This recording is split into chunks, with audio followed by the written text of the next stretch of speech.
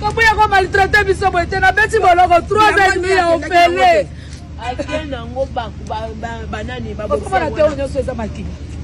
Bakitisie pantalon wana mwasi la kasi te mama. Kabuya telemi ezate ke kabuya ke pembeni. Kabuya telemi wana. Na bloquer ka boxer moko na misu na ye. Sona za ka fi moko na makasi te ne ba bominga lelo. Si bazo kaya bisa chef de okuna likolo déjà tard. Nazo beta maloko nyoko basu biloko nyoso na zaina ba téléphone. Bongo nyoso zaina poche. Ba Motorola nyoso ekeki. Siko boye bisa ngana kende bo solo te. Place wana ba beti de organiser congrès. Est-ce que le congrès va me trapper sur le congrès Kota? Si chef de l'État. Il y a besoin d'avoir. Après avoir un coup, mais ça va mettre de haut, ça va mettre de haut. Dès que vous faites un rapport à l'idée, ça fout du bise à vous. Dans le chef de l'État.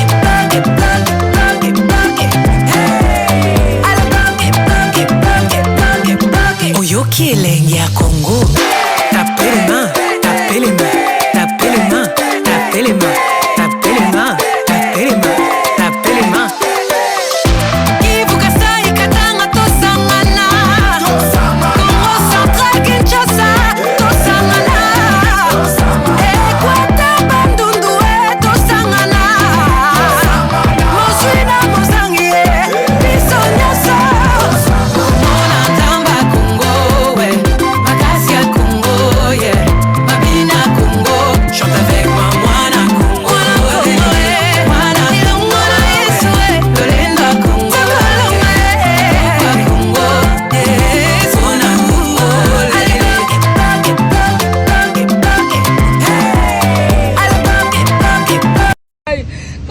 maltraité biso boite na beti boloko 3 ans et demi ya opélé. Akena ngo banani Comment na te onyo so za makini. Bakitisie pantalon wana mwasi la kasi te mama. Kabuya telemi ezate ke kabuya ke pembeni. Kabuya telemi wana. Na bloquer ka boxer moko na misu na ye. Sona za ka fi moko na makasi te ne ba bominga lelo. Si bazo kaya bisa chef de okuna likolo déjà tard. Nazo beta maloko nyoko basu biloko nyoso na zaina ba téléphone. Bongo nyoso zaina poche. Ba Motorola nyoso ekeki. Siko boye bisa ngana kende bo solo te. Place wana ba beti de organiser congrès. Est-ce que le congrès va me trapper sur le congrès Kota? Si chef de l'État. Il y a besoin d'avoir. Après avoir un coup, mais ça va mettre de haut, ça va mettre de haut. Dès que vous faites un rapport à l'idée, ça fout du bise à vous.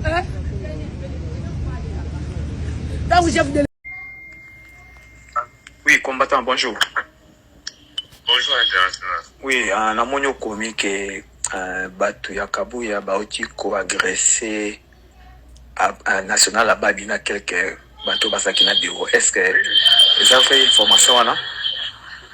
Les informations ya prévu les casco bana moko ba national za mtatindeli ngai photo alerte ba fa basi wana baza basi basara na nini ya sécurité.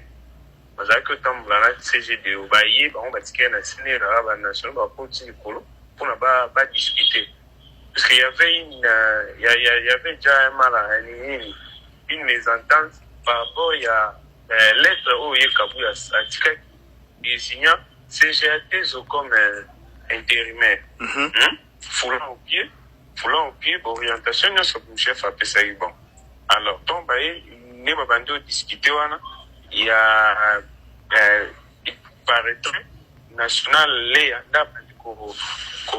koyebisa kokoya kogangela national ababiki yo tellement mulingo national lelo kopimate alinane tobliana babandi komenacer bato nyonso baakompagne ki CGD ou même papa basi wana bamama wana momo. Ok. Oui, nazako enregistré pour la il faut na sala message en onati ndongo pas 01. Ok?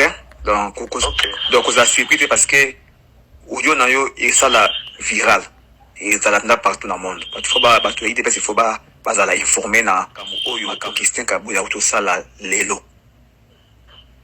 Vous comprenez?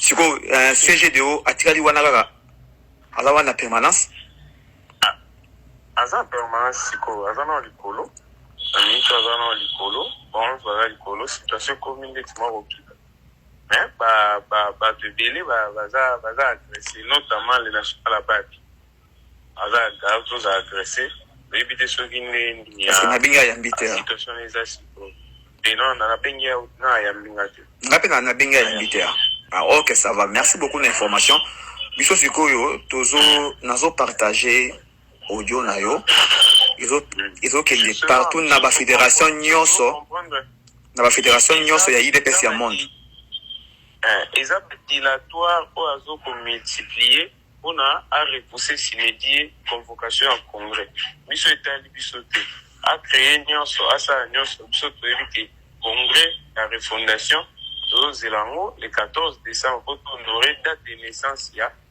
père ya maître pensé na biso fait le docteur Etienne Tshisekedi de vrai mémoire.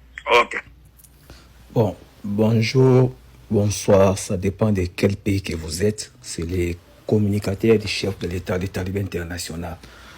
Oezama Kambesalabi, Lelo, jeudi, le 23 octobre 2025. Augustin Kabouya Tindi, ba milice naye, kakandenga tinda kawana, ba agressé, ba tout oyo, ba yakina CG, A, Deo Bizibu, Balola. Nangaki boyo katimanage oyo, et beau partager en gros. C'était les talibans international. Biso, tozana Deo, toko continuer à respecter mot d'ordre ya mokonzi yambo ka Fachi Béton de sauver du Congo. Kabouya zo boya ko respecter mot d'ordre, azo linga a créer des ordres pour na a glisser. Mais toko kota na jeune a été. Allez, beau panza audio oyo. Non.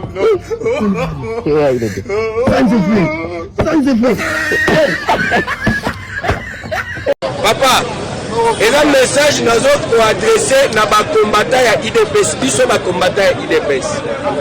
Na lingi boye balelo ne tozaka ba combattant ya IDPS to défendra Fachi te. To défendra même pas Tshisekedi le père. Mais te défendra o ezalaki ba idée na bango ya malamu bazalaka nango. Soki tolandaka bango ezalaka te tolandaka na babote na bango. Tolandaka bambongo na bango te. Mais tomonaka ke bazalaka na bamakanisi ya malamu. Mais lelo ndenge toza boye. Nous avons voté na kati ya mboka oyo tovote président Fachi. De surnommer un peuple Fachi Béton. Moi je commence à regretter Béton comme il est au niveau à Kokoma Limbondo. Béton a comme il est à Limbondo. Banda Oya, président de Biso IDPS, président Abimina IDPS, Banda Oya na Moka Oyo. Osali presque 3 ans na éviter ce que Kokisoli Pelingue Koka. Yomoko Tuna. Peuple congolais, tout le monde combattant. Moi je parle de peuple congolais. Parce que nous sommes sous-combattants. Les combattants qui sont qui combattaient numéro 1, combattant suprême, il y a IDPS, président de la République, Fachi Béton. Mais il est devenu paresseux. Il est devenu fainéant.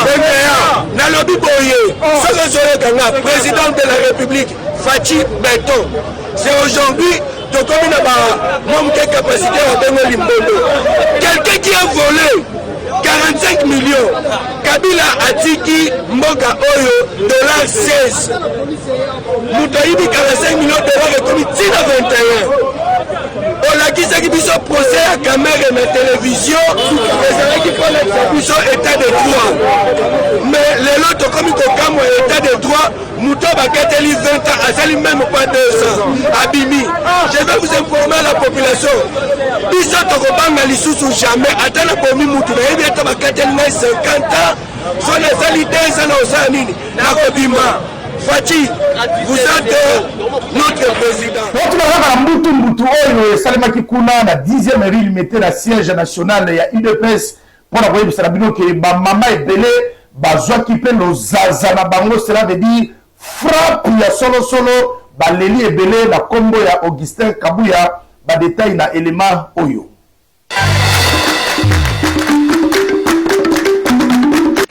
Kabouya ko maltraité biso boite na beti boloko 3 ans et demi ya opélé. Akenango banani Comment la théorie ne se fait pas qui? bakitisie pantalon Kabouya telemi ezate ke Kabouya ke pembeni Kabouya telemi na bloqué ka boxeur moko na misu na ye. Sona za ka fi moko na makasi tene ba bominga lelo. Si bazokeyebisa chef de okuna likolo déjà tard nazobeta maloko nyoko bazwi biloko nyonso nazali na batelefone bongo nyonso ezali na poche bamotorola nyonso ekei siko boyebisanga nakende bosolo te place wana babetorganize congrès ese le congrès nga mutu napesi ordre le congrès ekota si chef de l'état ya biso eza wapi après avoir ya koumela se bango babeta deo so babeta deo baye kobetanga mpo na idps futi biso yango ntango chef de Qu'est-ce que Tshisekedi et ses amis ont fait pour nous éviter cela? Mais vous allez comprendre que le narratif de nos amis est du genre à faire croire aux gens que Tshisekedi n'a aucune responsabilité. On peut même l'appeler Saint Pontife Félix, parce que lui, il est saint. Tout ce qui arrive là, c'est de la faute des autres. Lui est saint.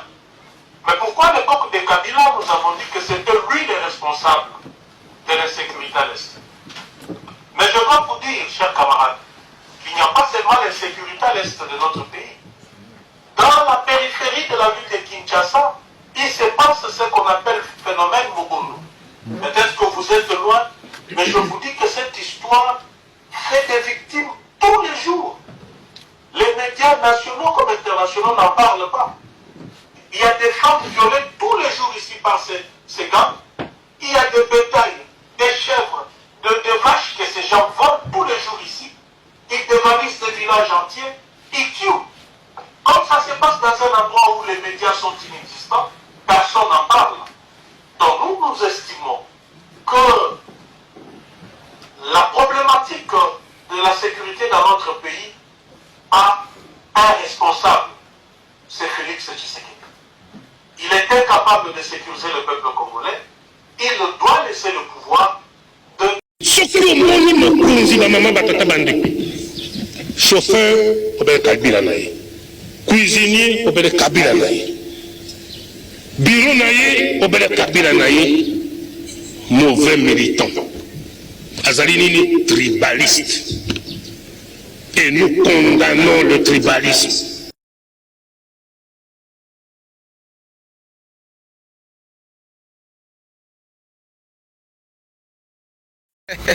Bamotar bamo États-Unis comme maire de la ville en abonné chez Mouchingue au centre-ville. Réaction Tachkia, le maire de la ville nous a broussoyé en ville. Adviendra qui pourra. Ça ba mu mwetu mu Congo. Kujamflamer qu'on a pite. Yeye maire de la ville ngani. Ujutu yata mu ville mushale wa bana bendanyi. Ya juku cha mujinda tutukaje kuendanyi. Nani maire de la ville wa mu mwanyi mema. Maire de la ville ngani. Ye ville ngwenda yeye. Mema nyimbo na centre-ville. Waguilambelu kati centre ville nyao au ikala mugole kabwena akusi